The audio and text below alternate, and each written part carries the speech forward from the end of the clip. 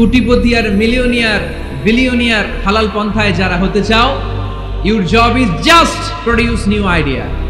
নতুন নতুন কি লাগবে? আইডিয়া লাগবে। আইডিয়ার অনেক দাম। এই যে কিছুদিন আগে উবার নামে একটা কোম্পানির নাম শুনেছো তোমরা? কি নাম? গাজীপুরে চলে, শুধু শহরে না, ঢাকায়। আমি ওদের ব্যাপারে একটা রিপোর্ট পড়ে অবাক হয়েছি। এই উবারের কোনো পুঁজিপাতি কিছু নাই, ওদের কিছু অফিস আর স্টাফ, মানুষের গাড়ি দিয়ে ওরা ব্যবসা করে। মানে কইয়ের তেল দিয়ে কি ভাজে? কই ভাজে। এটাও বুঝেন আপনারা? কইয়ের তেল দিয়ে কই ভাজা। ওরা just they launch a company and they set up some staff. Company আছে, স্টাফ আছে, আর একটা মোবাইল অ্যাপস আছে। এই মোবাইল অ্যাপসের মধ্যে দিয়ে where you intend to go, কোথায় যেতে চান লিখবেন, কোন জায়গা থেকে যেতে চান লিখবেন, গাড়ি এসে হাজির। আপনি টাকা পে করে দিবেন, ওই টাকার একটা পার্সেন্টেজ ওই কোম্পানির মধ্যে চলে যাবে। What an idea! সারা বিশ্বে এখন শুরু হয়েছে। আমেরিকার সান ফ্রান্সিসকো একটা স্টেট আছে, সেখান থেকে তারা এই উবারের কার্যক্রম শুরু করেছে। 775টা শহরে উবারের এই অপারেশন কার্যক্রম চালু হয়েছে। 63টা দেশে ওদের সেন্টার আছে। আমাদের ঢাকাতেও আছে না নাই? আমি অবাক হলাম, 2018 সালে ওদের প্রফিট, ওদের রেভিনিউ হচ্ছে 11.27 billion US dollar, 11.27 billion dollar. Could you imagine that? আপনি কি কল্পনা করতে পারেন? বসে বসে অন্যের গাড়ি দিয়ে, অন্যের মাল সামান দিয়ে, অন্যকে ঘাটিয়ে কোটি কোটি টাকার ব্যবসা। তারপরে এই যে আমাদের প্রত্যেকের একটা অ্যাকাউন্ট আছে এক জায়গায়, কি নাম? কি বুক? কি বুক? সবাই জানেন? হুজুর আপনারও আছে? মাশাআল্লাহ। এই যে ফেসবুকের জন্য আমরা খেটে যাচ্ছি, দিন নাই রাত নাই, আমরা যে স্ক্রলিং করছি, লাইক দিচ্ছি, শেয়ার দিচ্ছি, we all are the staff of Facebook. আমরা সবাই ফেসবুকের এমপ্লয়ি, কাজ করে যাচ্ছি। Just idea. এই আইডিয়া দেওয়ার কারণে কোটি কোটি বিলিয়ন ডলারের ওর মালিক বানাই দিছে কে? এজন্য নতুন নতুন আইডিয়ার দরকার আছে না নাই? আমাদের বাংলাদেশের ছেলেদের ভালো আইডিয়া আছে, তার প্রমাণ ওরা বানাইছে উবার, আমরা বানাইছি পাঠাও। আমরা বানাইছি কি? পাঠাওয়ে চড়ছেন কারা কারা দেখি? ওরে আল্লাহ, all are the smart guys, মাশাআল্লাহ, হাত নামান। পাঠাও তো উবারের চেয়ে আরো দুর্দান্ত আইডিয়া। প্রাইভেট কার যেতে পারে না জ্যামের মাঝখানে, কিন্তু পাঠাও হচ্ছে মোটরসাইকেল রাইড, চিপাচাপা দিয়ে চলে যায়। আছে না নাই?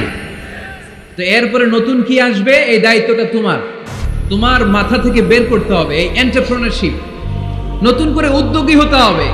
এই ভাইয়ের মতো বিলিয়নিয়ার হতে চাও, মিলিয়নিয়ার হতে চাও, you have to generate new ideas. নতুন নতুন আইডিয়াই তোমাকে হালাল পন্থায় বিলিয়নিয়ার বানাতে পারে, ঠিক কিনা? আত-তাজিরা সাদুকুল আমিন মা'আন নাবিয়্যিন ওয়াস সিদ্দীকিন ওয়াশ শুহাদা'i ওয়াস সালিহিন। আমানতদার, সত্যবাদী ব্যবসায়ী কিয়ামতের দিন নবীদের সাথে, শাহীদদের সাথে, সিদ্দীকিনদের সাথে, সৎ কর্মশীল ব্যক্তিদের সাথে দাঁড়িয়ে যাবে। চিৎকার করে পড়েন সুবহানাল্লাহ। এজন্য নতুন নতুন যত আইডিয়া আছে এগুলো আমাদের মাথা থেকে বের করতে হবে, তাহলেই আমাদের ব্যবসায় বরকত দিবে কে? সম্মানিত সুধী, তাই বলছিলাম আমরা নিজের পায়ে দাঁড়াতে চাই, আমরা কিছু করে দেখাতে চাই, আমরা স্বাবলম্বী হতে চাই। পরিশ্রম করতে হবে, পরিশ্রমের কোনো বিকল্প নেই। There is no alternative way to struggle. Struggle তোমাকে করতেই হবে। কেউ তোমাকে তোমার জন্য স্পেস তৈরি করে দিবে না। এই পৃথিবীতে কেউ কাউকে জায়গা দেয় না, এই পৃথিবীতে এসে জায়গা করে নিতে হয়। চিৎকার দিয়ে বলো ঠিক কিনা? হুঙ্কার দিয়ে পৃথিবীবাসীকে জানিয়ে দিতে হয় আমি এসেছি। মায়ের পেট থেকে যখন আমরা বেরোই, আমরা কি বলি? ওয়াও ওয়াও বলে নিজের অস্তিত্বের জানান দেই যে আমি এসেছি, এই পৃথিবীতে আমি জায়গা করে নিতে এসেছি। Life is not a bed of roses. এই পৃথিবী ফুলের বিছানো সজ্জা নয়। এখানে কষ্ট করতে হবে, পরিশ্রম করতে হবে, ঘাম ঝরাতে হবে। পরিশ্রমের ঘামে যে লোনা পানি থাকে, ওই লোনা পানিতে জন্ম নেয় সফলতার বীজ। এজন্য পরিশ্রম করতে হবে। সব নবীরা পরিশ্রমী ছিলেন, সব নবীরা কাজ করেছেন। সূরা জুমার এই 10 নম্বর আয়াতে আল্লাহ তাআলা আমাদেরকে মোটিভেট করে শিখাতে চেয়েছেন যে স্বাবলম্বী হও, নিজের পায়ে দাঁড়াও, কাজের সময়ে কাজ, নামাজের সময়ে নামাজ। আজকে এই স্লোগানটা এই মাহফিলের শুরুতে, মাঝখানে, শেষে বারবার বলে আমরা মুখস্থ করে নিয়ে যাব। কাজের সময় সবাই বলেন নাই তো? সবাই বললে তো এই প্যান্ডেল কাঁপতে শুরু করবে। কাজের সময় এইভাবে আওয়াজ করতে হবে। পারা যাবে? নামাজের সময়, কাজের সময়, নামাজের সময়, সিনেমা দেখার সময় দেখা যাবে না, কাজের সময়, নামাজের সময়, এটা মনে থাকবে, মুখস্থ করা যাবে তো? আল্লাহ রাব্বুল ইজ্জা সূরাতুল জুমার 10 নম্বর আয়াতে মূলত আমাদেরকে এই মেসেজটাই দিতে চেয়েছেন। কাজের সময় কাজ, নামাজের সময় فَإِذَا قُضِيَتِ الصَّلَاةُ فَانتَشِرُوا فِي الْأَرْضِ وَابْتَغُوا مِنْ فَضْلِ اللَّهِ وَاذْكُرُوا اللَّهَ كَثِيرًا لَعَلَّكُمْ تُفْلِحُونَ। সুবহানাল্লাহ পড়েন। আল্লাহ বললেন যখন তোমাদের নামাজ শেষ হয়ে যায়, فَإِذَا قُضِيَتِ الصَّلَاةُ যখন সালাত শেষ হয়ে যায়, ফান্তাশিরু ফিল আরদি জমিনে ছড়িয়ে পড়ো, ওয়াবতাগু মিন ফাদলিল্লাহ আল্লাহর দেয়া ফজল তালাশ করো, রিজিক তালাশ করো, ওয়াযকুরুল্লাহা কাসীরান আল্লাহর জিকির বেশি বেশি করো, লাআল্লাকুম তুফলিহুন তোমাদেরকে সফল বানায়া দিবে কে? সিস্টেমটা খেয়াল করেন। ফাইদা কুদিয়াতিস সালাত যখন সালাত শেষ, ফান্তাশিরু ফিল আরদ when you are done with your salah spread out to your workplace তোমার কাজের জায়গায় চলে যাও। নাকি মসজিদে বসে থাকবেন?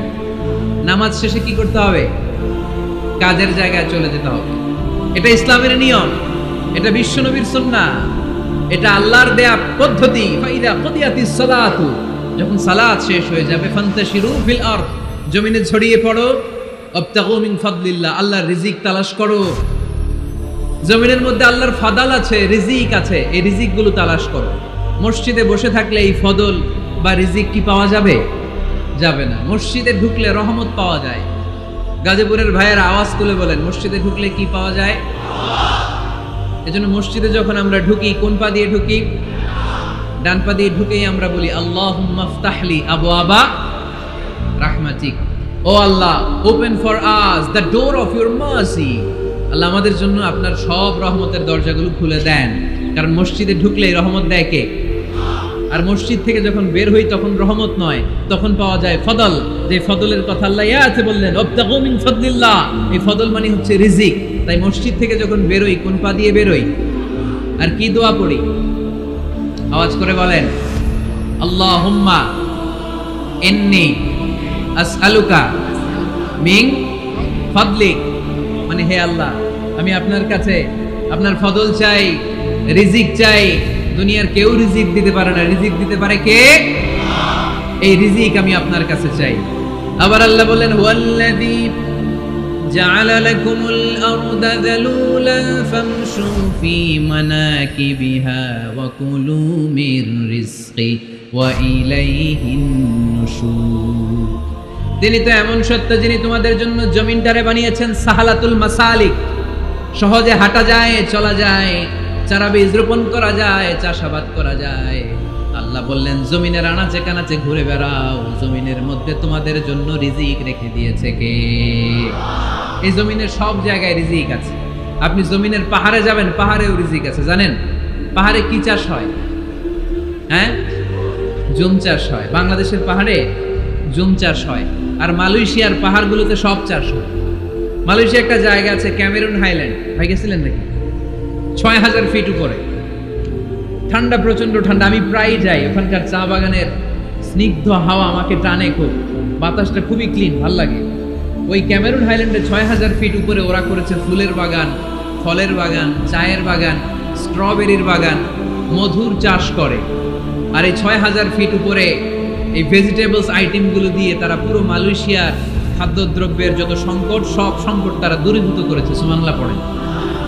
তো ওনারা পাহাড়ের উপর চাষ করে, আর আমরা সমতল জায়গায় চাষ করতে চাই না। চাষাবাদ করতে আমাদের লজ্জা লাগে। কি লাগে? যুবক ভাইয়েরা, কাজে কোনো লজ্জা নেই। কাজে কি নেই? পরিশ্রমে লজ্জা নেই। লজ্জা হচ্ছে অলসতায়, লজ্জা হচ্ছে অকর্মণ্যতায়। আমরা কাজ করে খেতে চাই, পরিশ্রম করে খেতে চাই। রাজি আছো সবাই? এখন অনেকে রুফ গার্ডেনিং করে। রুফ গার্ডেনিং মানে ছাদের, বাসার ছাদের উপরে কি সুন্দর পেঁপে গাছ, আম গাছ। আমি নিজে দেখেছি নিজেরা খায়, আশেপাশের প্রতিবেশীদের সবাইকে দেয়, বাজারে বিক্রিও করে। নিউ আইডিয়া, রুফ গার্ডেনিং করো। তারপরে একসাথে হাঁসের চাষ হয়, পানিতে হাঁসগুলো ভেসে বেড়ায়, আর নিচে মাছের চাষ হয়। এরকম অনেক যুবক আছে যারা এগুলো করে করে স্বাবলম্বী হয়েছে। আমরা এগুলো করতে চাই না, আমাদের লজ্জা লাগে। আমাদের হোটেলের মেসিয়ারি করতে লজ্জা লাগে, ছোট্ট ফুচকার দোকান দিতে আমাদের লজ্জা লাগে, কিন্তু বিশ্বনবীর ছাগল চড়াতে কোনো লজ্জা লাগতো না। কাজে কোনো লজ্জা আছে? লজ্জা কিসে তাইলে? অলসতায়। আওয়াজ করে বলো, লজ্জা কিসে? অলসতা করা যাবে না। অলসতাকে আজকের প্রোগ্রাম থেকে আমরা না বলে দিব। আমরা অলসতাকে বলে দিব নো। অলসতাকে আমরা কি বলবো? নো। আমরা অলস হতে চাই না, আমরা খেতে খেতে চাই, ঘাম ঝরাতে চাই। পরিশ্রমের ঘামের লোনা পানিতে জন্ম নেয় সফলতার বীজ।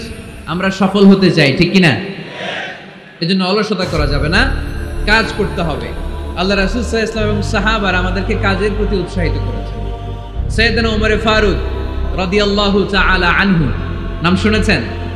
কত নাম্বার খলিফা? সবাই বলেন। 1 নাম্বার খলিফার নাম কি? 2 নাম্বার খলিফার নাম? 3 নাম্বার? 4 নাম্বার? রিদওয়ানুল্লাহি তাআলা আলাইহিম আজমাইন। ওমর ফারুক সাধারণ কোন সাহাবী ছিলেন না, তিনি এমন সাহাবী ছিলেন, বিশ্বনবী সাল্লাল্লাহু আলাইহি ওয়াসাল্লাম বলেছেন আমার পরে কোনো নবীও নাই, রাসূলও নাই, তবে আমার পরে যদি কেউ নবী হতো আমার ওমর নবী হয়ে যেত। বিশ্বনবী বলছেন লা নবিয়্যা বা'দি ওয়ালা রাসূলা, আমার পরে কোনো নবী নাই, রাসূল নাই।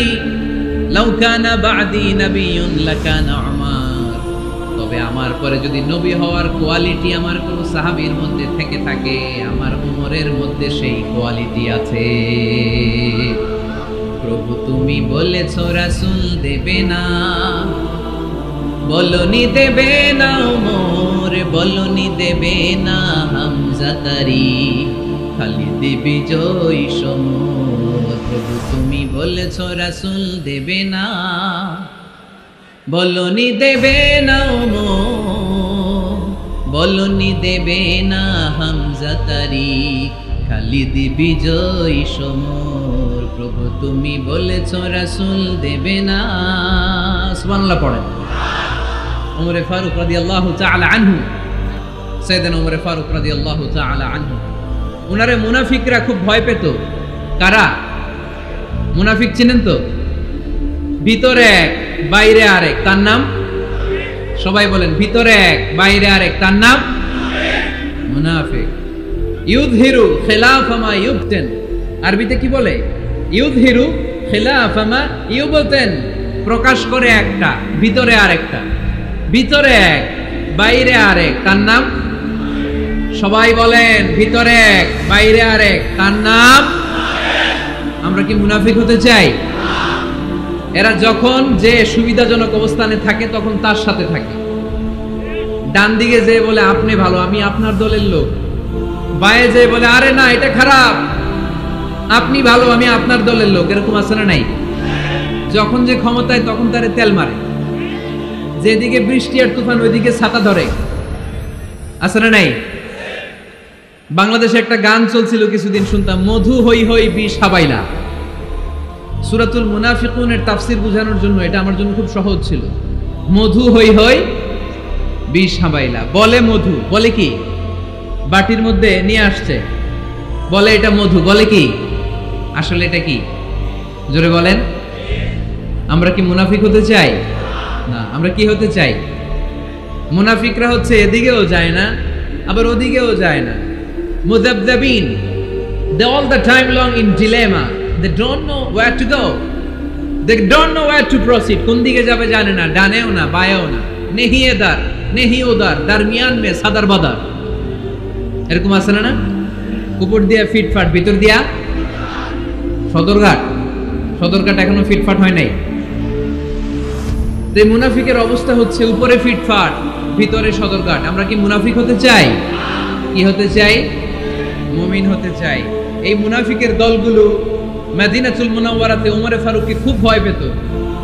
ওমরে ফারুককে দেখলে তারা থারথার করে কাঁপতো। শুধু মুনাফিকরাই নয়, খোদ ইবলিস শয়তানও সাইয়েদনা ওমরে ফারুককে দেখলে ভয় পেত। আমরা আমাদের ছেলে মেয়েদেরকে যদি খাবার না খায় আমরা কি বলি? আম্মু খাবার খাও। কি আসবে? ভূত আসবে, বিড়াল আসবে, বাঘ আসবে। এগুলো গাজীপুরে বলে না বোধহয়। আপনাদের ছোট্ট মেয়েটা যদি রাত্রে খেতে না চায়, আপনারা লোকমা তুলে কি বলেন? এই তাড়াতাড়ি খাও। কি আসবে? ভূত, ভূত আসবে। তো মদিনার সমাজে মদিনার ছোট্ট কচিকাচা সোনারমণিরাও রাতে খেতে চাইতো না। মদিনাতুল মুনাওয়ারার মায়েরা রাত্রিবেলা খাবার নিয়ে বাচ্চাদেরকে বলতো, মা তাড়াতাড়ি খাও, হা হুয়া ইয়াতি উমর, ওই যে উমর আসতেছে। উমর ইসলামের দ্বিতীয় খলিফা। আশাদ্দুহুম ফি আমরিল্লাহি উমর, আল্লাহর জমিনে আল্লাহর দ্বীন বাস্তবায়নের জন্য সবচেয়ে শক্তিশালী ছিল ওমর। চিল্লায় পড়েন সুবহানাল্লাহ। এই ওমরে ফারুক রাদিয়াল্লাহু তাআলা আনহু যে রাস্তা দিয়ে হাঁটতো, শয়তান ওই রাস্তা রেখে দিয়ে অন্য রাস্তা দিয়ে হাঁটতো। মা সালাকা শাইতানু ফাজ্জান সালিকান ইল্লা সালাকা ফাজ্জান গায়রা ফাজ্জিক। বিষ্ণু বলতেন, ওমর, শয়তান তোমারে দেখে এত ভয় পায়, তুমি যে রাস্তা দিয়ে হাঁটো, শয়তান তোমারে দেখলে ওই রাস্তা রেখে দিয়ে অন্য রাস্তা দিয়ে হাঁটে। চিল্লায় পড়েন সুবহানাল্লাহ। এদিকে কি হয়েছে?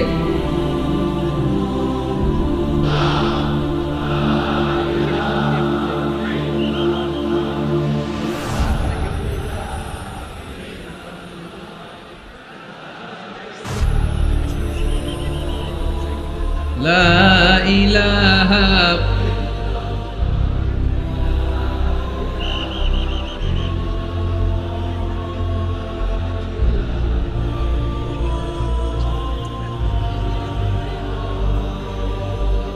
সুবহানাল্লাহ আলহামদুলিল্লাহ লা ইলাহা ইল্লাল্লাহ সুবহানাল্লাহ।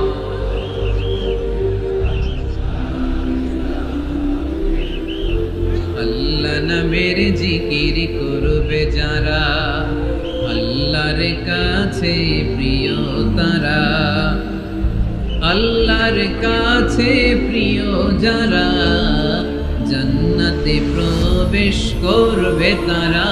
জোরে লা ইলাহা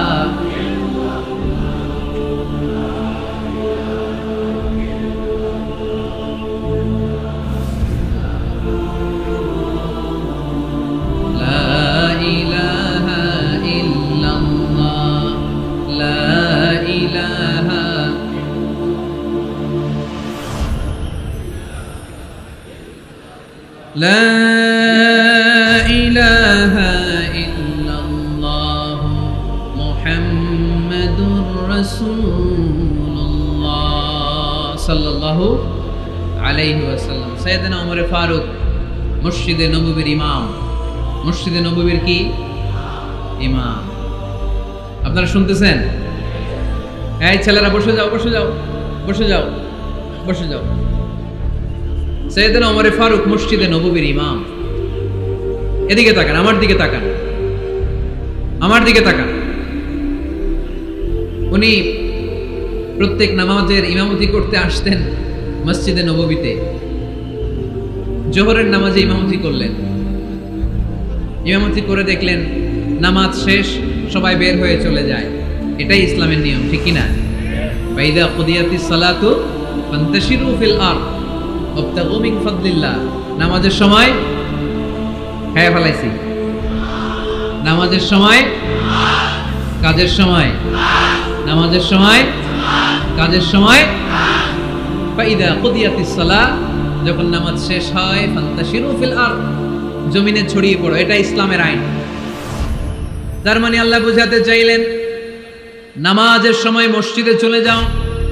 নামাজ যখন শেষ হয়ে যাবে, শিক্ষক চলে যাবে স্কুলে, কৃষক চলে যাবে ফসল খেতে, মেম্বার অফ দ্য পার্লামেন্ট চলে যাবে সংসদ ভবনে, ব্যবসায়ীরা চলে যাবে শপিং মলে, ঠিক কি না? কাজে চলে যাও। ওমর ফারুক নামাজের ইমামতি করিয়ে নামাজ শেষ করলেন, সবাই চলে গেল। ইয়ামান দেশ থেকে আসা কিছু লোক গোল হয়ে বসে আছে, জিকির আজকার করে, ইবাদত করে। এরা যায় না। এরা কি করে না? যায় না।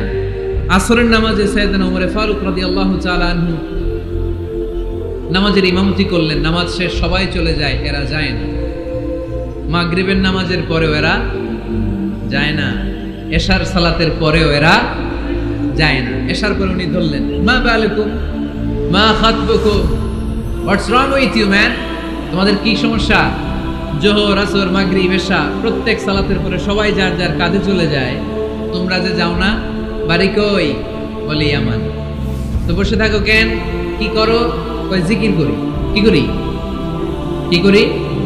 জিকির আজকার করি, তাসবিহ তাহলিল করি, ইবাদত করি। তো তোমরা যে যাও না, তোমাদের খাবার দেয় কে? খাবারের ব্যবস্থা হয় কোত্থেকে? তারা বলল, আমাদের জিকির দেখে, আমাদের বুজুর্গি দেখে আশেপাশের লোকেরা পাতিল ভরে খাবার নিয়ে আসে, ওই খাবার আমরা খাই। নাহনু আল মুতাওয়াক্কিলুনা আলাল্লাহ, আমরা আল্লাহর উপর তাওয়াক্কুল করে এখানে বসে থাকি। উমরে ফারুক বললেন, সর্বনাশ, তোমরা যদি মুতাওয়াক্কিলুনা আলাল্লাহ হও তাহলে কেমনে হবে?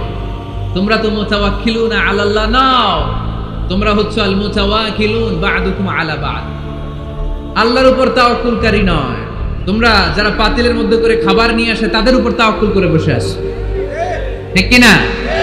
তোমাদের জিকিরও চলে, আবার মাথায় টেনশনও চলে, পাতিল কি ছোট আসবে না বড় আসবে, খাবারে আমার ভাগেরটা থাকবে কি থাকবে না, টেনশন আছে না নাই? কারণ অন্যের উপর নির্ভরশীল, নিজেরা রান্না করে নাই, নিজে তো বাজার করে নাই, নিজের তো অ্যারেঞ্জমেন্ট বলতে কিছু নাই, আরেকজন যা দিয়ে যাবে ওইটা খাবে। উমরে ফারুক বুঝালেন, আরে বোকা, এটারে তাওয়াক্কুল বলে না। তোমার সাধ্যে যতটুকু আছে তার সবটুকুন করার পরে তুমি তাওয়াক্কুল করবে একজনের উপর, তিনি কে? এক সাহাবী বললেন, ইয়া রাসূলুল্লাহ, ইয়া হাবিবাল্লাহ সাল্লাল্লাহু আলাইহি ওয়াসাল্লাম, আমি অনেক দূর থেকে সফর করে এসেছি, এই যে আমার উটের রশিটা, এটা ছেড়ে দিয়ে যদি আমি ঘুমিয়ে যাই, আল্লাহর উপর তাওয়াক্কুল করি, আমার উটটা বসে থাকবে নাকি? বিষ্ণু বললেন, না, এটারে তাওয়াক্কুল বলে না। উটের রশি রেখে দিয়ে ঘুমাইলে তোমার উট দৌড় দিবে। ইআকিলহা সুম্মা তাওয়াক্কাল আলাল্লাহ, উটের রশিটা আগে দড়ি দিয়ে ভালো করে গাছের সাথে বাঁধো, তারপরে তাওয়াক্কুল করবে একজনের উপর, তিনি কে? আগে বাঁধতে হবে, তারপরে তাওয়াক্কুল, আগে কাজ করতে হবে, তারপরে তাওয়াক্কুল। এক লোক বড় হুজুরের কাছে দোয়া চাইছে, হুজুর আপনি দোয়া করবেন আল্লাহ যেন আমার একটা ছেলে সন্তান দেয়। কি দেয়?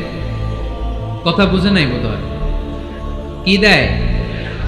ছেলে সন্তান দেয়। তো হুজুর অনেক দোয়া করে দিছে, বড় হুজুর, আল্লাহ তারে তুমি ছেলে সন্তান দিও। তো ছেলে সন্তান হয় নাই। তার পরের বছর এসে আবার হাজির, হুজুর একটু দোয়া করেন আমার জন্য আল্লাহ একটা ছেলে সন্তান দেয়। হুজুর আবার দোয়া করলেন, কিন্তু ছেলে আর হয় নাই। পরের বছর এসে আবার হাজির, হুজুর একটু দোয়া করেন। কি দোয়া করবো বাপ? বলে, হুজুর দোয়া করেন আল্লাহ যেন আমার একটা ছেলে সন্তান দেয়। হুজুর আবার দোয়া করলেন। এর পরের বছর এসে আবার হাজির, হুজুর ছেলে সন্তান। হুজুরকে ঘটনা কি? ঘটনা কি?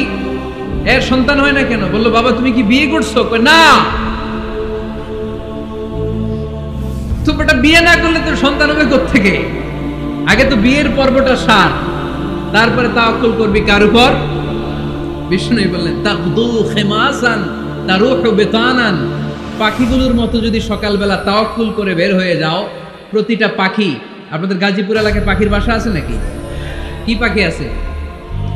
বাবুই পাখি, হ্যাঁ, কি পাখি? সব আছে।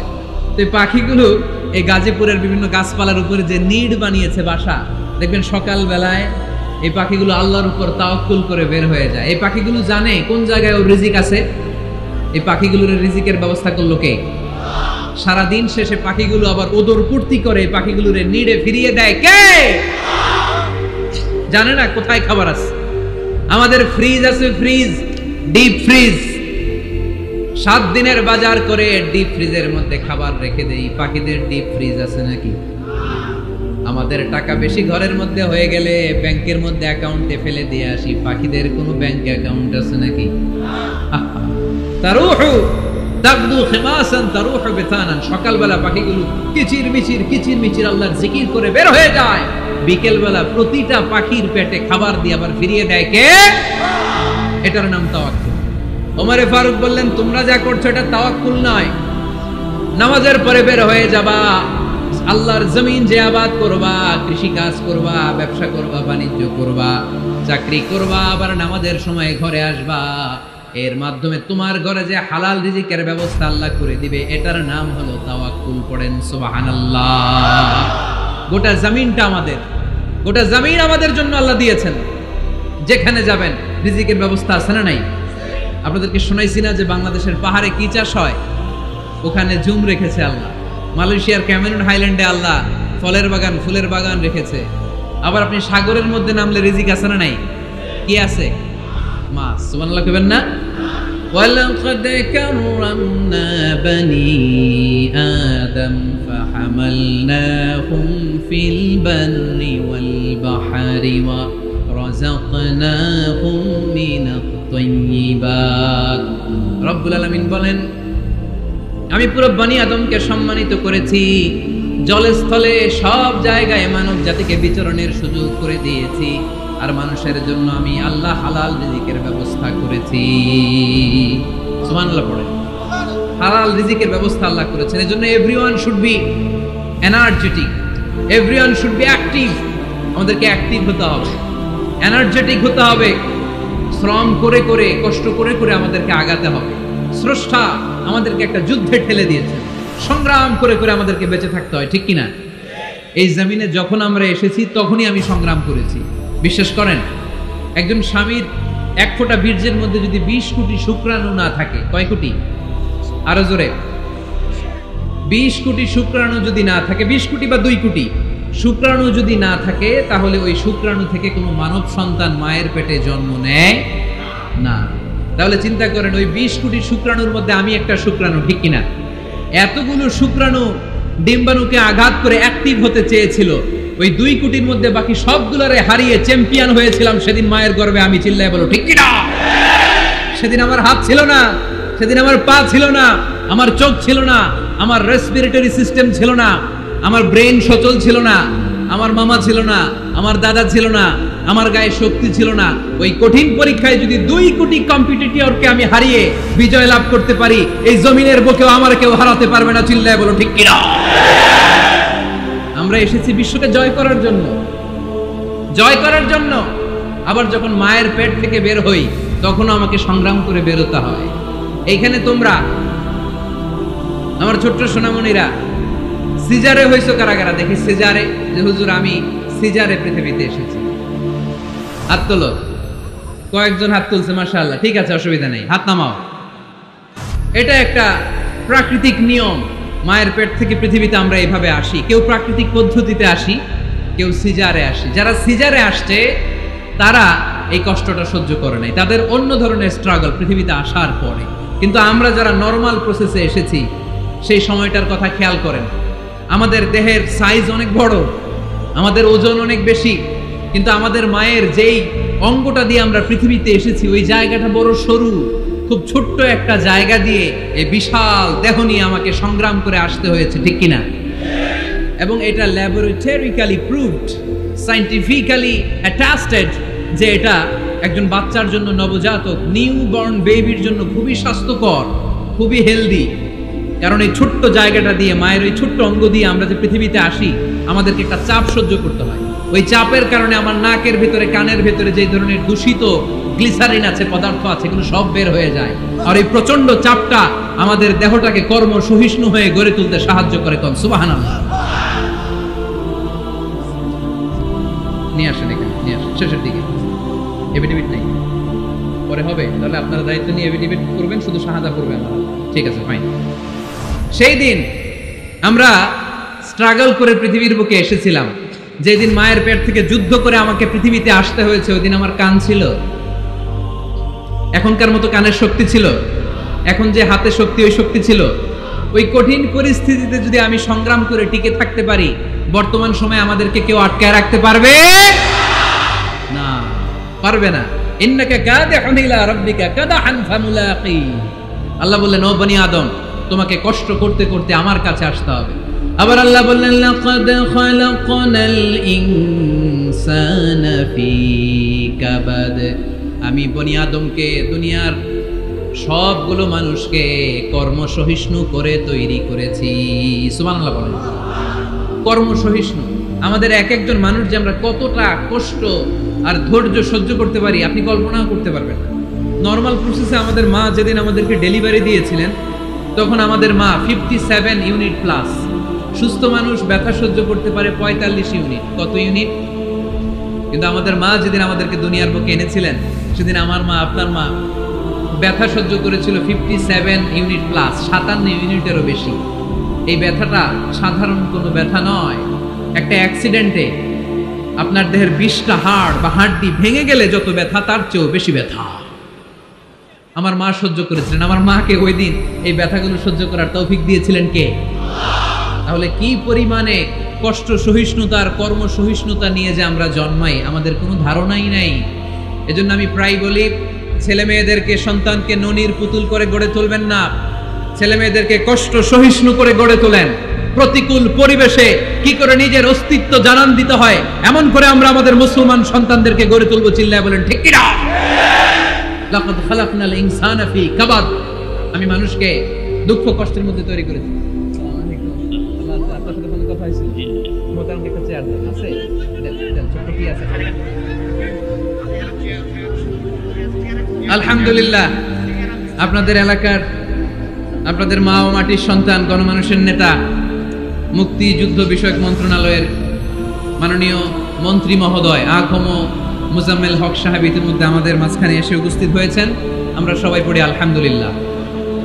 গত রাতে ওনার সাথে ফোনে কথা হয়েছে, তো আমি ভাবিনি যে এত ব্যস্ততার মধ্য দিয়ে উনি চলে আসবেন। আপনাদের কাজে ব্যস্ত থাকতে হয়। আমরা আসলে অনেকে জানি না যে এমপি মন্ত্রীরা কতটা ব্যস্ত থাকে। জনপ্রতিনিধিরা আপনাদের নানা কাজে নানা জায়গায় ব্যস্ত থাকতে হয়, বিভিন্ন মিটিং। ওই দিনে আমি কুমিল্লা জেলার ডিসি সাহেবের সাথে একটা মিটিং ছিল, দেখলাম যে অনেক লোক ওখানে ভিড় করে আছে। আমি যে ছোট্ট একটা সালাম বিনিময় করব, মিটিংটা সারবো, সুযোগই হচ্ছিল না। অনেক ব্যস্ত থাকে ওনারা। তারপরেও ওনাদের ব্যস্তমুখর মূল্যবান সময়গুলো থেকে কিছু সময় আমাদের জন্য দিয়ে আজকের প্রোগ্রামে হাজির হয়েছে। আমরা মোবারকবাদ জানাই। সম্মানিত সুধী, আমরা বলছিলাম কাজের সময়, আরো জোরে বলতে হবে, কাজের সময়, নামাজের সময়, আর ভরসা করতে হবে একজনের উপর। তিনি কে? কাজে কোনো লজ্জা আছে? লজ্জা কিসে? অলসতায়। আমরা অলস হতে চাই না। রসুল বাপ্পালে দুঃখানু শয়তান, অলস মস্তিষ্ক শয়তানের আড্ডাখানা। আমরা নিজের পায়ে দাঁড়াতে চাই, আমরা স্বাবলম্বী হতে চাই, আমরা সাস্টেইনেবল ডেভেলপমেন্ট গোলের পক্ষে, আমরা মিলেনিয়াম ডেভেলপমেন্ট গোলের পক্ষে, আমরা বাংলাদেশকে উন্নতির শিখরে নিয়ে যাওয়ার পক্ষে। চিল্লায় বলেন ঠিক কিনা? আমরা আগে দুনিয়ার কল্যাণ চাই, এটা ইসলামের নিয়ম। আগে কি আখেরাত চাই না আগে দুনিয়া চাই? জোরে বলেন। আরে দুনিয়াতে ভালো থাকলেই তো আখেরাতে ভালো থাকবেন। এজন্য আল্লাহ আমাদেরকে শিখালেন, পড়ো রব্বানা আতিনা ফিদ দুনিয়া হাসানা ওয়া ফিল আখিরাতি হাসানা ওয়া কিনা আযাবান নার।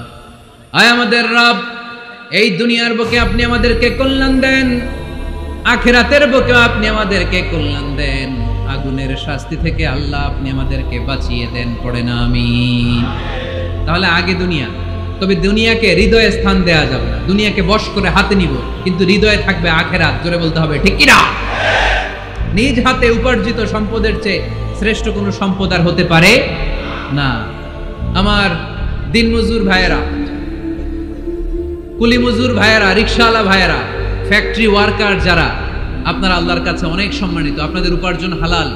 আপনাদের এক পা এমনি জান্নাতে ঢুকে আছে। এখন শুধু এক পা ঢুকাইলে চলবে? পা কয়টা? আরেকটা ঢুকানোর দরকার আছে না নাই? আপনাদের উপার্জন হালাল। আপনারা 5 ওয়াক্ত সালাত পড়বেন, মানুষের হক নষ্ট করবেন না, আব্বা আম্মার দোয়া নিবেন। দ্বিতীয় পাটাও জান্নাতে ঢুকায় দিবে কে? মা আকালা আহাদুন তুআমান ক্বাত্তু খায়রুম মিন আইয়াকুলা মিন আমালি ইয়াদিহি।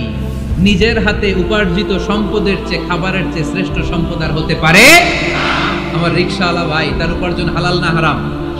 আমার কুলি মজুর ভাই, উপার্জন হালাল না হারাম? মাথার ঘাম পায়ে ফেলে ফ্যাক্টরি ওয়ার্কাররা যে বেতনটা পায়, এটা হালাল না হারাম? তাদের দোয়াকে কবুল করে নিবে কে? এজন্য যুবক ভাইরা, never under estimate any job. কোনো জবকে, কোনো চাকরিকে ছোট করে দেখার সুযোগ নাই। কারণ আমার উপার্জন হালাল হলেই ওই হালাল উপার্জনে বরকত দিবে কে? Whether it's the small or big, you don't care. এটা তোমার কেয়ার করার দরকার নেই। চাকরি পেলেই একটা ঢুকে যাবা, চাকরি পেলেই ঢুকে যাবা। কারণ আমাদের চাকরির বাজার মন্দা। আমাদের বাংলাদেশ, ভারতে কোন একটা চাকরির জন্য চেয়েছে 8 পাস, ওইখানে অ্যাপ্লাই করে ডক্টরেট ডিগ্রি দাঁড়িয়ে আসছে না নাই? এত কষ্ট করে চাকরি পাওয়া পৃথিবীর কোথাও লাগে না। কারণ আমাদের পপুলেশন বেশি, তাই চাকরির জন্য আমাদের বসে থাকা লাগবে না। আমাদেরকে উদ্যোক্তা হতে হবে। আমাদের এন্টারপ্রেনার হতে হবে। শুরুতে যেটা বলেছিলাম, আমাদের আইডিয়াকে কাজে লাগাতে হবে, ঠিক কিনা? আর যাই করব আমরা ভালোভাবে করব। ভালোভাবে করলে ওই কাজে বরকত দেয় কে? ভালোভাবে করার জন্য আল্লাহ তাআলা সূরাতুল মুলকে আমাদেরকে গাইডলাইন দিয়েছেন। রব্বুল আলামিন বলেন, আল্লাযী খালাকাল মাউতা ওয়াল হায়াতা লিয়াবলুয়াকুম আইয়ুকুম আহসানু আমালা। তিনি এমন সত্তা যিনি তোমাদের তৈরি করেছেন, জীবন আর মৃত্যুকে তৈরি করেছেন এই জিনিসটা পরীক্ষা করবার জন্য তোমাদের মধ্য থেকে কে ভালোভাবে কাজ করে। সুবহানাল্লাহ। কে বেশি আমল করে আল্লাহ এটা বলছে, নাকি কে ভালো আমল করে? কথা কি বুঝতেছেন? যদি বেশি আমল করার কথা আল্লাহ বলতো তাহলে এই আয়াতটা হতো লিয়াবলুয়াকুম আইয়ুকুম আকসারু আমালা। কিন্তু আল্লাহ কি এই আয়াতে আকসারু আমালা বলেছে? আলেম যারা আছেন তারা আমার সাথে সাথে বলেন, আল্লাহ কি আকসারু আমালা বলেছে? আল্লাহ কি বলেছে? লিয়াবলুয়াকুম আইয়ুকুম আহসানু আমালা। কে ভালো করে কাজ করে উইথ প্রফেশনালিজম। আপনি যেটাই করেন না কেন আপনাকে প্রফেশনালিজমের সাথে করতে হবে, তাহলে ওই কাজে বরকত দিবে কে? ছোট হোক বড় হোক এটা কোনো সমস্যা? যাই করি না কেন কিভাবে করব? ভালোভাবে। আওয়াজ করে বলেন, কিভাবে করব? যে কোনো কাজ করো না ভাই, যে কোনো কাজ করো তা যেন হয় সবার চেয়ে সবচেয়ে সুন্দর। যে কোনো কাজ করো না ভাই, যে কোনো কাজ করো তা যেন হয় সবার চেয়ে সবচেয়ে সুন্দর। হোক না সেটা পড়া লেখা, রঙের ভাষায় ছবি আঁকা। হোক না সেটা পড়া লেখা, রঙের ভাষায় ছবি আঁকা। হোক না সেটা সামান্য কাজ কিংবা মহত্তর, তা যেন হয় সবার চেয়ে সবচেয়ে সুন্দর। যে কোনো কাজ করো না ভাই, যে কোনো কাজ করো তা যেন হয় সবার চেয়ে সবচেয়ে সুন্দর। চিৎকার করে বলতে হবে, ঠিক কিনা? যাই করি না কেন সেটা যেন সবচেয়ে সুন্দর হয়। You have to make the best out of you. You have to try you level best. তোমার সাধ্যের যতটুকু আছে তার সবটুকু করতে হবে, বাকি বরকত তার কল্যাণ আমাদেরকে দান করবে কে? বিষ্ণু ইসা ইসলাম কখনো অলসতাকে উৎসাহিত করেন নাই, ভিক্ষাবৃত্তিকে উৎসাহিত করেন নাই, তিনি পরিশ্রমকে অ্যাপ্রিশিয়েট করেছেন। এক সাহাবী রাদিয়াল্লাহু তাআলা আনহু এসে বললেন, ইয়া রাসূলুল্লাহ আমাকে কিছু দান করেন, আ'তিনি শাইআন। বিষ্ণু বললেন, তুমি ভিক্ষা করো, তোমার ঘরে কিছু নাই? সাহাবী বললেন, লা ইয়া রাসূলুল্লাহ কিছু নাই। বিষ্ণু ইসা ইসলাম আবার প্রশ্ন করলেন, কিছুই নাই? সে বললেন, হ্যাঁ আছে। কি আছে? একটা জামা আছে, জামা, আর আছে একটা পানি খাওয়ার জগ। দুইটা জিনিস আছে, একটা কি আর একটা পানি খাওয়ার জগ। বিষ্ণু বললেন, দুইটা নিয়ে আস। সাহাবী রাদিয়াল্লাহু তাআলা আনহু জামার জগ নিয়ে এসে বিষ্ণু ইসা ইসলামের হাতে দিলেন।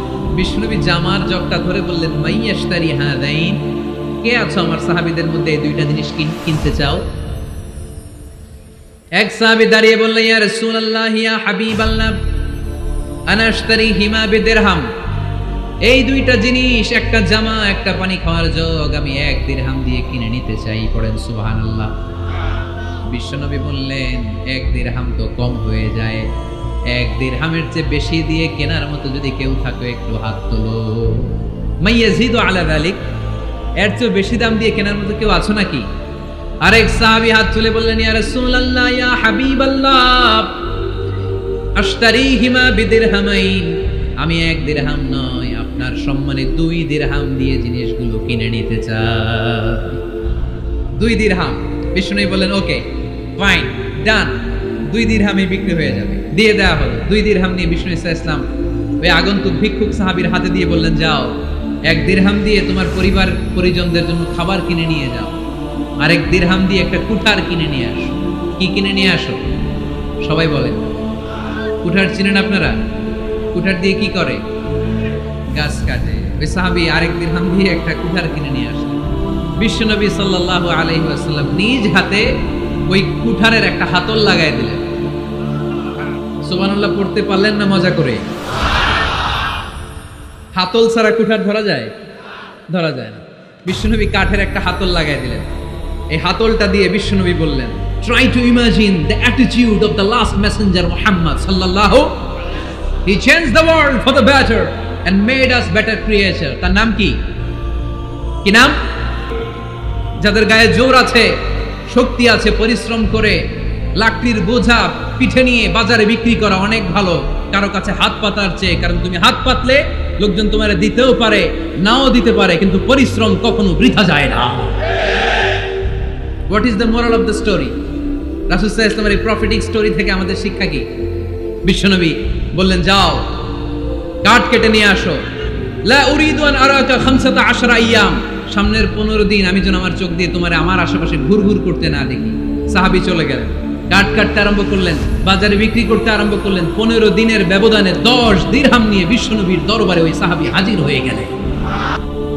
10 দিরহাম নিয়ে হাজির হয়ে গেলেন। এসে বললেন, ইয়া রাসূলুল্লাহ, ইয়া হাবিবাল্লাহ, আমি আর দরিদ্র নাই, আমি আর ভিক্ষা করি না, আমি নিজের পায়ে দাঁড়িয়েছি, আমি স্বাবলম্বী হয়েছি, আমি অন্যান্য খেটে খাওয়া মানুষের মতো এখন উপার্জন করে আমার ফ্যামিলির চাহিদা মিটাই। পড়েন সুবহানাল্লাহ।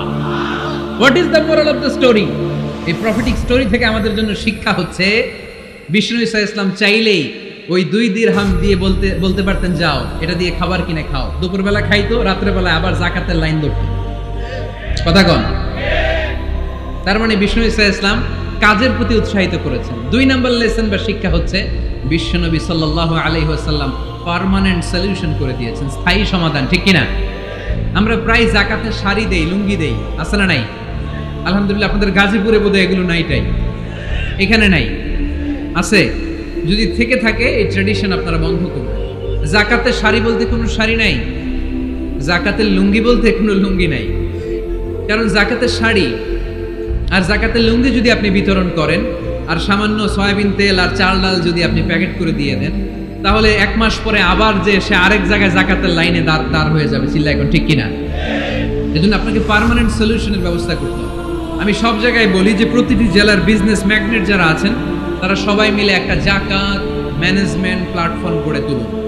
সেখান থেকে এমনভাবে যাকাত দিন যাতে মানুষ স্বাবলম্বী হতে পারে। স্বাবলম্বী বাড়ানোর জন্য, দারিদ্র বিমোচনের জন্য যাকাত এসেছে, যাকাতের শাড়ি লুঙ্গি বিতরণের জন্য নয়। আর যাকাতের শাড়ি এত পাতলা, মশারি কি পাতলা, এর চেয়েও পাতলা। দেখছেন কখনো? এটারে একবার ধোয়ার পরে দ্বিতীয়বার পরা যায় না। একবার ধোয়ার পরে শাড়ির দিকে তাকাইলে শাড়ি আমনের দিকে বেশকি মেরা থাকবে। কথা বলেন ঠিক কিনা? এইভাবে শাড়ি লুঙ্গি দেয়া যাবে? এভাবে তো শাড়ি লুঙ্গি বিতরণ করলে যারা লাইন ধরে যাকাত নিতে আসলো, এই আল্লাহর বান্দাদেরকে অপমান করা হয়। আর আল্লাহ বললেন, ওয়ালাকাদ কাররামনা বানি আদম, আমি পুরো বানি আদমকে সম্মানিত করেছি। ফেরেশতার সম্মান বেশি না মানুষের? বুঝে শুনে বলেন, কার? তুমি মাটির আদমকে প্রথম সৃষ্টি করিয়া ঘোষণা করিয়া দিলে শ্রেষ্ঠ বলিয়া, তাই তো নূরের ফেরেশতা করে আদমকে সেজদা। সুবহানাল্লাহ পড়েন। তাই তো নূরের ফেরেশতা করে আদমকে সেজদা, সবার চেয়ে সম্মান দিলে মাটির আদমকে। পড়েন, আল্লাহু আল্লাহু তুমি জাল্লে জালালুহু, শেষ করা তো যায় না গে তোমার গুণগান। আল্লাহু আল্লাহু, সুবহানাল্লাহ পড়েন। আহা, মানুষের মর্যাদা সবচাইতে বেশি।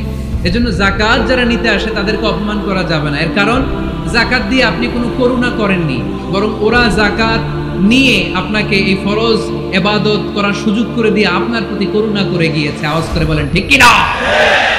অনেকে মনে করে আমি যাকাত দেই, আমি মনে দয়া করছি, আমি মনে হয় করুণা করছি।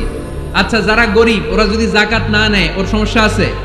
নিমুনা যাকাত। কিন্তু আমি যদি বলি দিমুনা, আমার খবর আছে না নাই? আমার জন্য দেয়া ফরজ, ওর জন্য নেয়া ফরজ না। তাই আমি দিয়ে করুণা করিনি, ও আমার কাছ থেকে যাকাত নিয়ে জাহান্নামের আগুন থেকে আমাকে বাঁচিয়ে ও আমাকে দয়া দেখিয়েছে।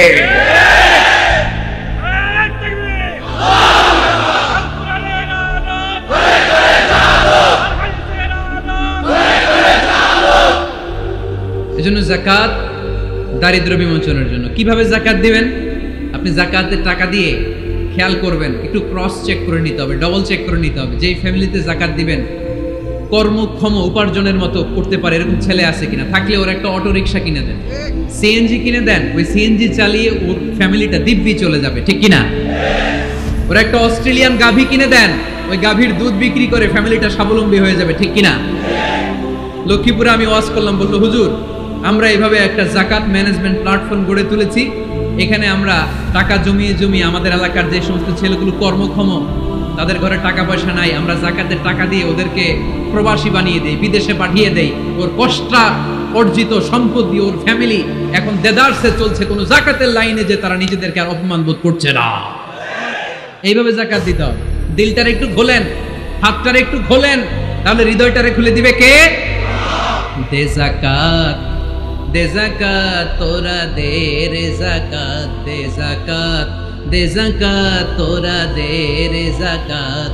তোর দিল খুলবে পরে, আগে খুলুক হাত। দে যাকাত, দে যাকাত তোরা দে রে যাকাত। পড়েন আমিন। এই যাকাতের মাধ্যমে আমরা আমাদের বাংলাদেশকে স্বাবলম্বী করতে চাই। রাজি আছেন সবাই? সংঘবদ্ধ প্রচেষ্টায় যাকাত আদায় করতে রাজি আছেন? বিশ্বনবী সাল্লাল্লাহু আলাইহি ওয়াসাল্লাম চাইলেই 2 দিরহাম দিয়ে বিদায় করে দিতে পারতেন, কিন্তু বিশ্বনবী সাল্লাল্লাহু আলাইহি ওয়াসাল্লাম তাকে কাজের প্রতি উৎসাহিত করলেন, পার্মানেন্ট সলিউশন দিলেন। এজন্য অলসতার সাথে ইসলামের কোনো সম্পর্ক আছে? আওয়াজ করে বলেন, অলসতার সাথে সম্পর্ক আছে?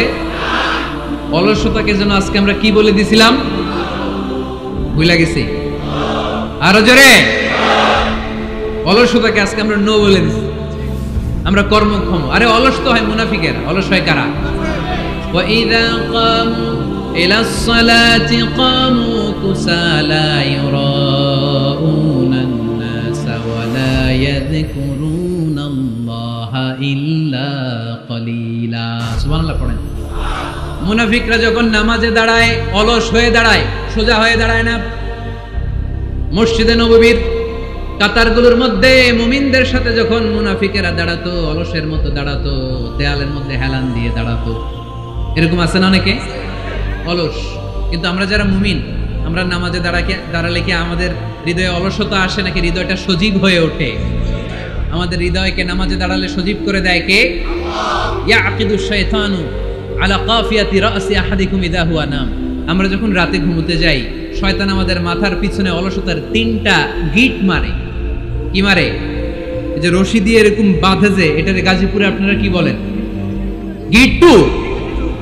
হ্যাঁ, গিট্টু। আচ্ছা, তো শয়তান আমরা যখন ঘুমোতে যাই, আমাদের মাথার পেছনে অলসতার 3টা গিট্টু মারে।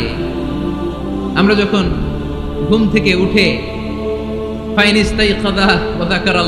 ঘুম থেকে ওঠার দোয়া পড়ে আলহামদুলিল্লাহিল্লাযী আহইয়ানা বা'দা মা আমাতানা ওয়া ইলাইহিন নুশুর, আমরা ঘুমালে 3টা গিট্টু মেরে শয়তান একটা মন্ত্র পড়ে দেয়, আলাইসা লাইলুন তাওয়িলুন ফারকুদ। আরে ঘুমা, অনেক লম্বা রাত। আরে ঘুমা, অনেক লম্বা রাত। আরে আরামসে ঘুম মার, অনেক লম্বা রাত। এই মন্ত্র পড়ে 3টা গিট মারে। আমরা যখন ঘুম থেকে উঠে ঘুমের দোয়া পড়ে ফেলি, একটা গিট্টু খুলে দেয় কে? আবার ঘুম থেকে উঠে দোয়া পড়ার পরে ফাইদা তাওয়াদ্দা ইন হাল্লাত উকদা, ওয়াশরুমে ঢুকে ইস্তেনজা করে যখন আমরা ওযু করে ফেলি, অলসতার 2য় গিট্টু খুলে দেয় কে?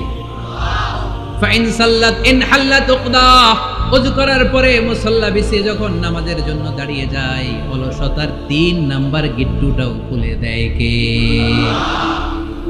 ফাসবাহা নাশীতান তাইয়িবান নাফস, he become enthusiastic, he become very active, he become very energetic. Bishnu Islam বললেন তখন সে এনার্জেটিক হয়ে ওঠে, অ্যাক্টিভ হয়ে ওঠে, সজীব হয়ে ওঠে। তাহলে সালাত আমাদেরকে অলস বানায় না, সালাতে আমরা সজীব হই। সালাতে অলস হয় যারা মুনাফিক, তারা চিল্লায় বলেন ঠিক কি না? এজন্য বিষ্ণু বললেন কাজে লজ্জা নাই, আমি কাজ করে খাই। মা বাসাল্লাহু নাবিয়ান ইল্লা রাআল গানাম। বুখারীর বর্ণনায় বিশ্বনবী বললেন পৃথিবীর বুকে এমন কোন নবী নাই যেই নবীকে দিয়ে আল্লাহ ছাগল চড়ায় নাই। সুবহানাল্লাহ পড়েন। মা বাসাল্লাহু নাবিয়ান ইল্লা রাআল গানাম, ছাগল চড়ায় নাই এমন কোন নবী পৃথিবীতে আসে? সাহাবারা বললেন ইয়া রাসূলুল্লাহ, বলেন কি? আপনিও আপনিও আপনিও ছাগল চড়িয়েছেন? বিষ্ণু বললেন না, নাম আমিও। ওয়া ইন্নী কুনতু আরআহা আলা কারারাইতি আহলি মক্কা, আমি তো অল্প কিছু পারিশ্রমিকের বিনিময়ে মক্কা শহরের লোকদের ছাগলগুলো চড়িয়ে দিতাম। সুবহানাল্লাহ বলতে অনেক কষ্ট হয়েছে। বিশ্বনবী ছাগল চড়িয়ে খেতেন। কি নবী ছিল আমার! আহা, এত সুন্দর মানুষ, এত পরিচ্ছন্ন মানুষ ছাগল চড়াতেন। অহংকার করতেন না, বিশ্বনবীর অহংকার ছিল না। সুবহানাল্লাহ পড়েন। শুধু কি বিশ্ব নবী, সব নবীকে দিয়ে আল্লাহ ছাগল চড়িয়েছে। কারণ ছাগল হচ্ছে খুব টেরা একটা প্রাণী, তাই না? ছাগল এত টেরা, ছাগলের গলার রশি ধরে যদি আপনি ডানে টান দেন, এটা কোন দিকে যাবে? বায়ে টান দিলে, সামনে টানলে, পিছনে টানলে পারা যায় কিছু? ভাবলেন সারা সপ্তাহ ব্যস্ত থাকি, আজকে আমার ছুটি, আমিও গোসল করি, এটারও গোসল করে। রশি ধরে আপনি পুকুরে নামাবেন, এটা ওর বাপের কিরা এমনি দাঁড়াবে, ঠিক কিনা? পুকুরে টেনে নামানো যায় না। এর কারণ ওর নাম কি? কথা কয় না। এজন্য আমরা বলি পাগলে কিনা কয়, ছাগলে কিনা খায়। ও বুঝে না তো, ওর ভালো চাইলে ও বুঝতে চায় না। আল্লাহ বুঝাতে চাইলেন নবীরা ছাগল চড়াও, সবচেয়ে টেরা প্রাণী। ছাগল চড়ায় তোমাদেরকে ট্রেনিং পিরিয়ড শেষ করছি, কারণ এরপরেও ছাগলের চেয়ে আরেকটা টেরা প্রাণী আছে, মানব জাতি, এদেরকে চড়াইতে হবে। যদিও মানুষ আশরাফুল মাখলুকাত, কিন্তু মানুষের মধ্যে ছাগলের চেয়ে টেরা কিছু আছে না নাই? উলাইকা কাল আনআম বাল হুম আদাল, এরা ছাগল নয়, এগুলো ছাগলের চেয়ে নিকৃষ্ট। চিল্লায় বলেন ঠিক কিনা? মেহনতি মানুষদেরকে এত পছন্দ করতেন, বিদায় হজের ভাষণেও বাদ যায়নি মেহনতি মানুষদের কথা। তিনি বলেছেন খবরদার খারাপ আচরণ করবে না, নিজেরা যা খাবে তাদেরও তা খাও, নিজেরা যা পড়বে তাদেরকেও তা পড়াবে। আতুল আজিরা আজরাহু ক্বাবলা আইয়াজিফা আরাকু, সুনানি ইবনে মাজার হাদিস। শ্রমিকের ঘাম শুকিয়ে যাওয়ার আগে তার পারিশ্রমিক দিয়ে দাও। আবার বিশ্বনবী বললেন খবরদার, সালাসাতুন আনা খাসমুহুম, কিয়ামতের দিন তিন শ্রেণীর ব্যক্তির বিরুদ্ধে আমি আল্লাহ নিজে মামলা দায়ের করব। এক শ্রেণীর ব্যক্তি হচ্ছে রাজুলুন ইস্তাওফা আজিরান, ইস্তাআজারা আজিরান ফাস্তাওফা মিনহু ওয়া লাম ইয়াতি আজরা, যে ব্যক্তি শ্রমিক ভাড়া করে কাজ করালো কিন্তু তার টাকা দেয় নাই, তার পারিশ্রমিক দেয় নাই। আল্লাহ বলেন কিয়ামতের দিন তোর বিরুদ্ধে আমি দাঁড়াবো, I will be against you in the day of judgement. কেউ তোরে কিয়ামতের দিন সাহায্য করে ছুটাতে পারবে না। খবরদার, শ্রমিকদের সাথে খারাপ আচরণ করবেন না। আবার শ্রমিক ভাইরাও যারা আছেন, আপনাদের ডিউটি যত ঘন্টা ঠিক তত ঘন্টাই পালন করতে হবে, তা না হলে কিন্তু আপনাদের উপার্জন হালাল হবে না। বিশ্বনবী সাল্লাল্লাহু আলাইহি ইসলামের সাথে বিশ্বনবী সাল্লাল্লাহু আলাইহি ইসলামের কর্মচারীর কি ঘটেছিল, এই ঘটনাটা বলেই আজকে আমরা শেষ করব। আওয়াজ করে পড়েন ইনশাআল্লাহ। আমরা অনেকে মাইক পেলে বড় বড় ভাষণ দেই, কাজের মেয়েদের সাথে খারাপ আচরণ করবেন না, শ্রমিকদের অধিকার, নারীদের অধিকার, বড় বড় এরকম বক্তব্য আছে না নাই? বিশ্বনবী শুধু শ্রমিকদের অধিকারের কথা বক্তব্যের মধ্যে সীমাবদ্ধ রাখেন নাই, ওনার ব্যক্তিগত জীবনেও এগুলো পাবেন। বিশ্বনবী সাল্লাল্লাহু আলাইহি সাল্লামের অ্যাপয়েন্ট করা শ্রমিক, ওনার দাস, ওনার কর্মচারী সাহাবীর নাম ছিল আনাস রাদিয়াল্লাহু তাআলা আনহু। কি নাম ছিল? উনি বিশ্বনবীর ব্যাপারে কি কমেন্টস করছে আমরা শুনে আজকের আলোচনার ইতি টানবো। আওয়াজ করে পড়তে হবে ইনশাআল্লাহ। সাধারণত কর্মচারীরা মালিকের বিরুদ্ধে ভালো কথা বলে, ইল্লা মাশা, অনেক মালিক আছে অনেক ভালো, তাদের ব্যাপারে আবার ভালো বলে। সাধারণত কারো ব্যাপারে যদি আপনি তথ্য নিতে চান, আপনি তার ওয়াইফের কাছ থেকে তথ্য নেন, তার কর্মচারীর কাছ থেকে নেন, তার বাড়ির দারোয়ান থেকে নেন, তার ঘরের কাজের মহিলার কাছ থেকে নেন, তার ড্রাইভারের কাছ থেকে নেন, তাহলেই তার ব্যাপারে আসল সব তথ্য বের হয়ে আসবে। দেখুন বিশ্বনবীর কর্মচারী বিশ্বনবীর ব্যাপারে কি বলে। সাহাবীর নাম সবাই বলতে হবে, সাহাবীর নাম রাদিয়াল্লাহু তাআলা আনহু। উনি বললেন বিশ্বনবী যখন মক্কা থেকে মদিনায় হিজরত করলেন, হাজার হাজার মদিনাবাসী বিশ্বনবীর সাথে দেখা করতে গেল। যারাই দেখা করে সবাই বিশ্বনবীর হাতে কিছু না কিছু হাদিয়া দেয়, যারাই দেখা করে হাতে করে বিশ্বনবীর হাতে কিছু না কিছু দিয়ে দেয়। সুবহানাল্লাহ পড়ে। তাহাদাও তাহাব্বু, একে অপরকে হাদিয়া দিবেন, মহব্বত বাড়ায় দিবে কে?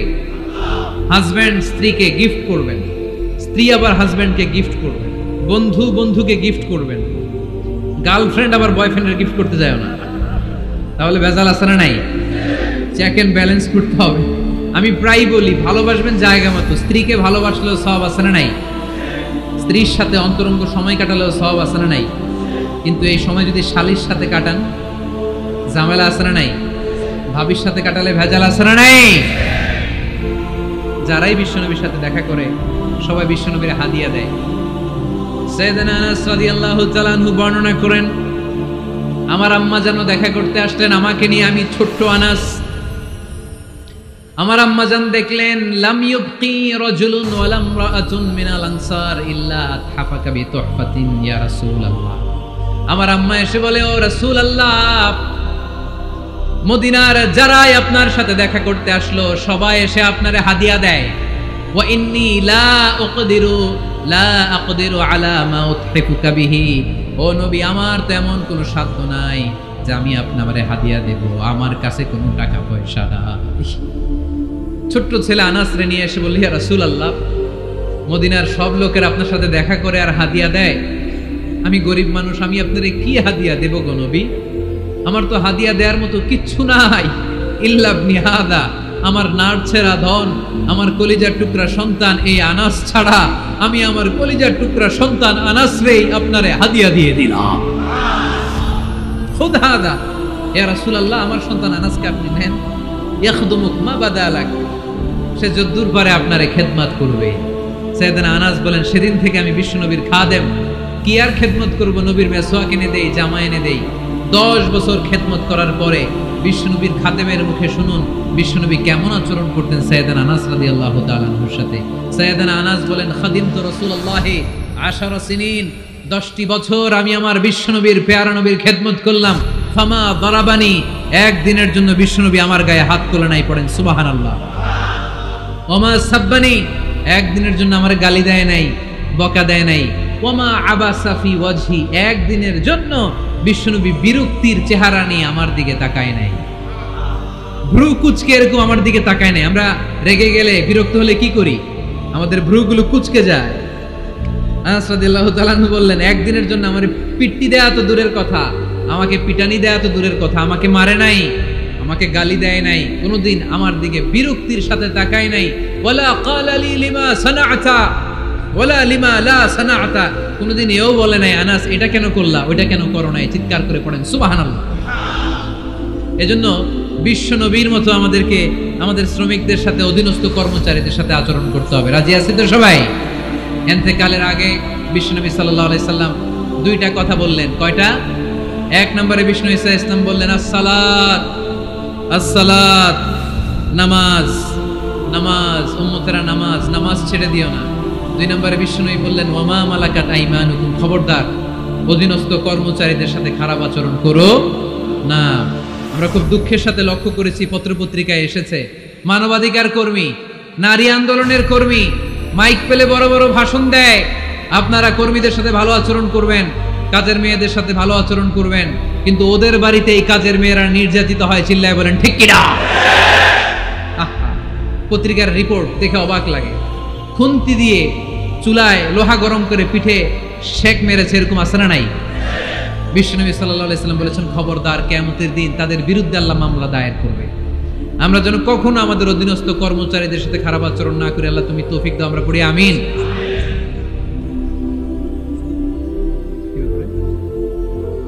এজন্য শ্রমিক মালিকের সম্পর্ক হচ্ছে চেক এন্ড ব্যালেন্সের সম্পর্ক। যারা শ্রমিক তাদের দায়িত্ব হচ্ছে মালিকের যে হক সেটা আদায় করা, যত ঘন্টা তার সাথে চুক্তি হয়েছে তার পুরোটা আদায় করা। আর মালিকের উচিত অধীনস্থ কর্মচারীদের সাথে ভালো আচরণ করা। আমরা যেন এই চেক এন্ড ব্যালেন্স করতে পারি, আল্লাহ তুমি তৌফিক দাও। যে আয়াত দিয়ে শুরু করেছি ওই আয়াত দিয়ে শেষ করব। আল্লাহ বলেছেন, ফাইদা কুদিয়াতিস সালাতু ফান্তাশিরু ফিল আরদ, যখন নামাজ শেষ হয়ে যায় জমিনে ছড়িয়ে পড়ো, রিজিক তালাশ করো। আবার নামাজের সময় হলে মসজিদে চলে আসো। তার মানে কাজের সময়, আওয়াজটা ছোট হয়ে গেল, চিল্লায় বলতে হবে, কাজের সময়, নামাজের সময়। পরিশ্রমে কোনো লজ্জা নেই, লজ্জা হলো। আর অলসতাকে আজকের মাহফিল থেকে আমরা সবাই কি বলে দিলাম? মনে থাকবে সবার?